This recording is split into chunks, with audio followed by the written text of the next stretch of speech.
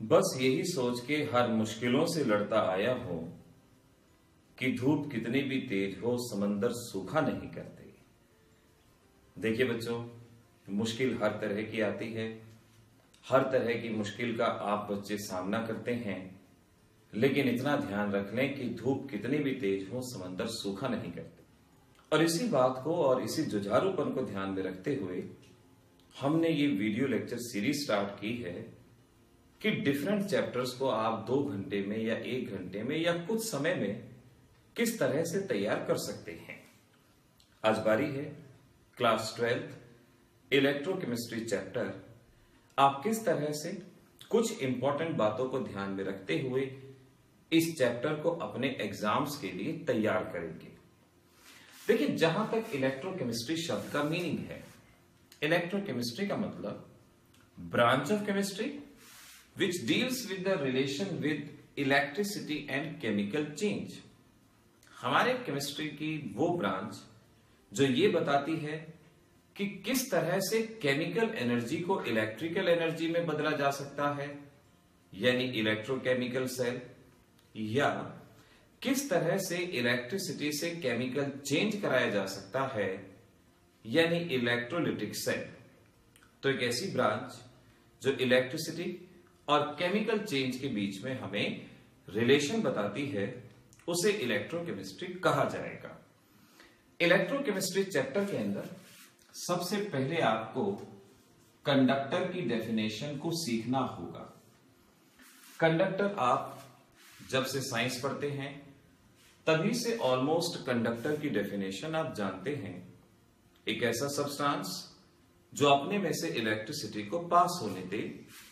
ये 2 तरह का, एक इलेक्ट्रॉनिक कंडक्टर और एक होता है जिसे इलेक्ट्रोलिटिक कंडक्टर कहा जाता है।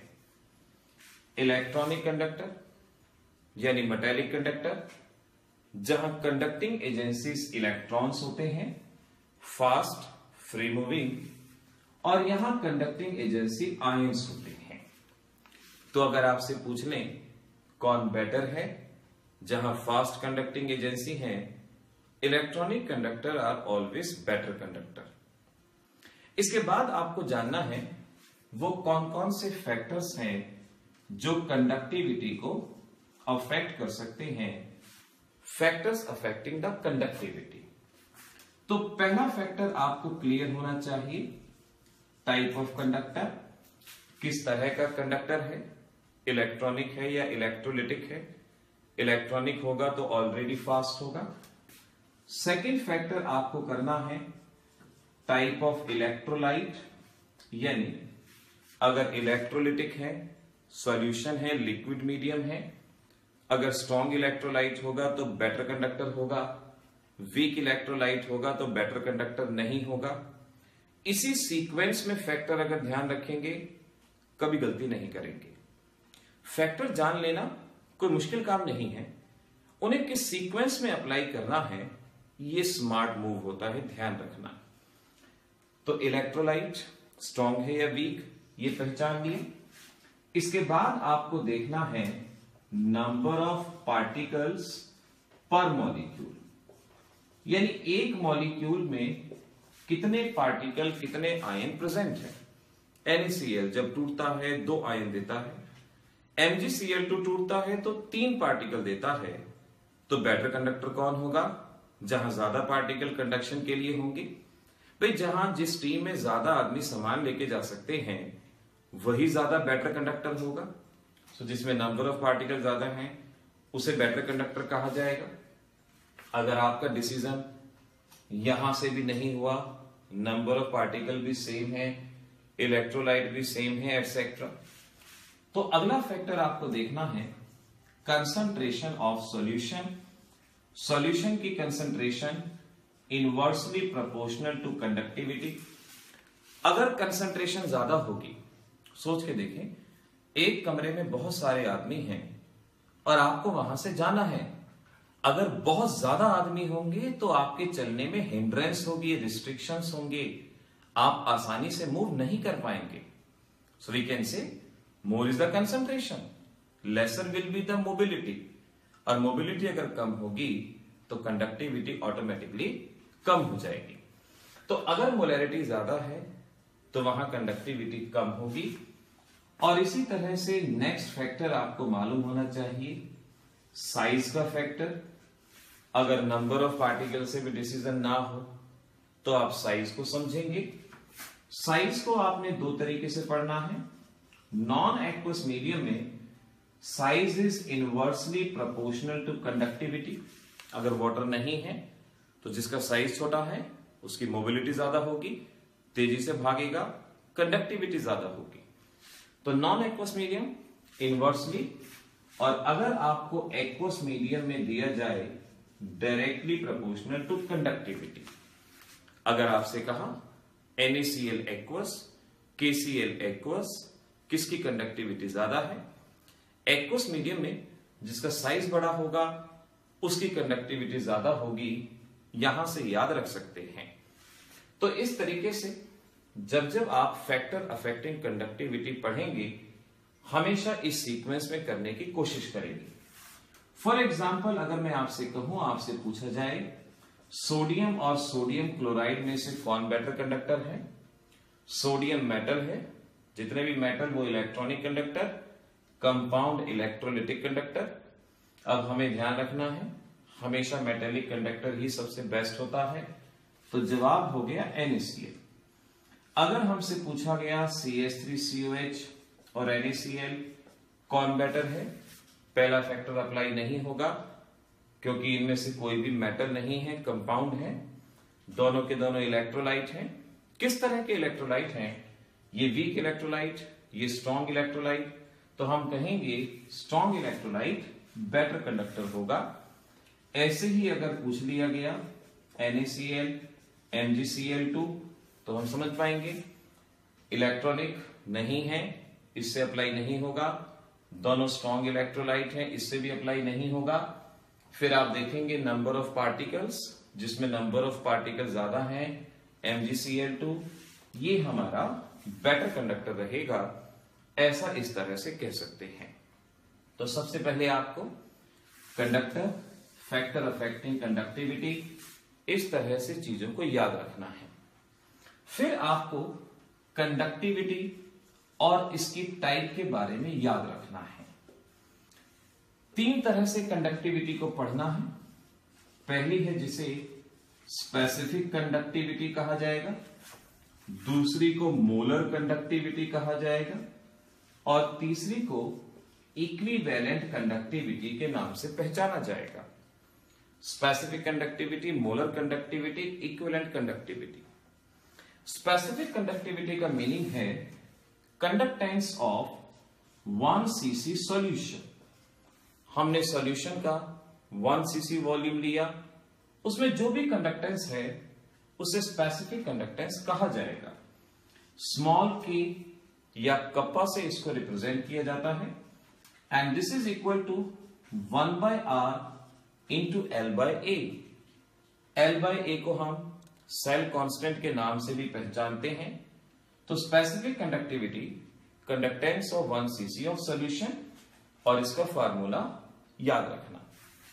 मोलर कंडक्टिविटी का मतलब है कि हमने अपने सॉल्यूशन में 1 मोल इलेक्ट्रोलाइट डिसॉल्व कर दिया, और 1 मोल इलेक्ट्रोलाइट डिसॉल्व करने के बाद जितनी भी कंडक्टेंस होगी उसे मोलर कंडक्टिविटी कहा जाएगा। यहां अमाउंट फिक्स है 1 मोल, यहां अमाउंट नहीं था कुछ भी, वॉल्यूम फिक्स था 1 cc। इसे रिप्रेजेंट इस तरह से किया जाता है कप्पा इंटू 1000 अपॉन मोलैरिटी। ऐसे आप ध्यान रखेंगे। इक्विवेलेंट कंडक्टिविटी का मतलब अगर आपके सॉल्यूशन में 1 ग्राम इक्विवेलेंट इलेक्ट्रोलाइट प्रेजेंट है, अमाउंट कितना? 1 ग्राम इक्विवेलेंट, उसे इक्विवेलेंट कंडक्टिविटी कहा जाएगा। और इसका सिंबल हो गया, फॉर्मूला हो गया K into 1000 by N। K क्या है? Specific conductivity.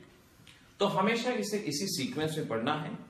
स्पेसिफिक कंडक्टिविटी पहले, इसकी हेल्प से मोलर कंडक्टिविटी, इसकी हेल्प से इक्विवेलेंट कंडक्टिविटी। इसकी यूनिट याद रखनी है ओम इनवर्स, सेंटीमीटर इनवर्स या साइमन सेंटीमीटर इनवर्स कह सकते हैं। इसकी unit ohm inverse, centimetre square, mole inverse. इसकी unit ohm inverse, centimetre square, equivalent inverse. इस तरह से गौर करने लायक चीज है। ये इनकी यूनिट्स और इनके फार्मूले आपने याद रखने हैं। अब मैं यहां आपसे यही कहूंगा, एनसीईआरटी एक्सरसाइज में जितने भी क्वेश्चन इन तीनों के बेसिस में हैं, वो सभी क्वेश्चंस आपने बहुत अच्छे से ट्राई कर लेने हैं। और मेरा एक क्वेश्चन आपने जवाब देना है। क्वेश्चन बोलता हूं, ध्यान से लिख लीजिएगा। What will be the effect of dilution on specific conductivity, molar conductivity and equivalent conductivity?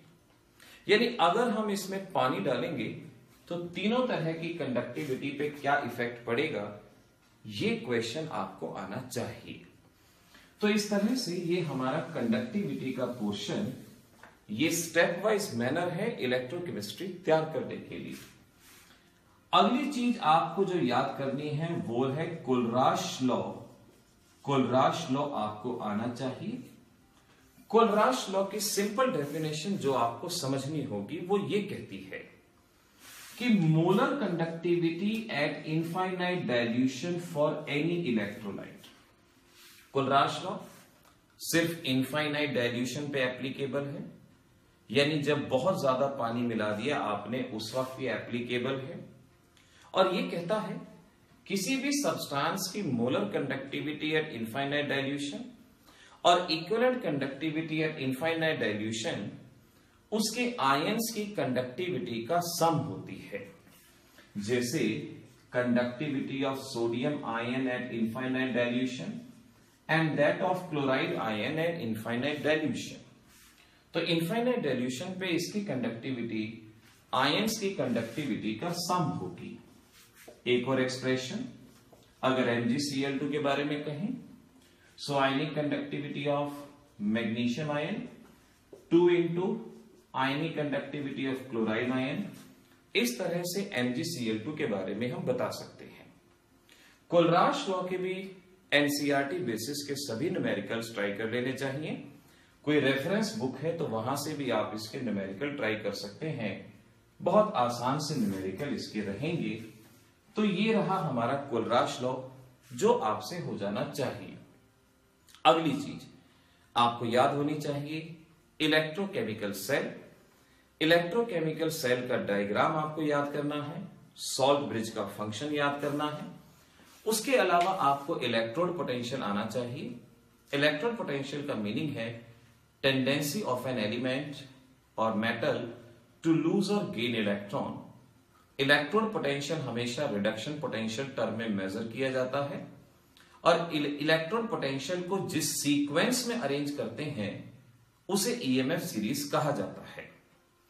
EMF series के बेसिस पे भी एनसीईआरटी में कुछ क्वेश्चंस दिए गए हैं। आपको इसके बाद उन क्वेश्चंस को ट्राई करना चाहिए। तो इतना टॉपिक करने में 1 आवर का वक्त जरूर लगेगा अगर ढंग से एनसीईआरटी के क्वेश्चन करेंगे। इलेक्ट्रोड पोटेंशियल और ईएमएफ सीरीज को अगर आप थोड़ा फास्टली रिवाइज करेंगे तो 15 से 20 मिनट के अंदर उसे कर पाएंगे। जब ये टॉपिक हो जाए तो आपने नर्नस्ट इक्वेशन को पढ़ना है। नर्नस्ट इक्वेशन आपको याद हो, नर्नस्ट इक्वेशन अगर कहा जाए इसका मतलब है E cell is equal to E not cell 0.0591 upon n log product concentration upon reactant concentration. इस इक्वेशन के बेसिस पे एनसीईआरटी में 4 क्वेश्चंस डायरेक्ट दिए गए हैं। इन टेक्स्ट में एक क्वेश्चन दिया गया है। आपको वो सभी क्वेश्चन ट्राई करने हैं।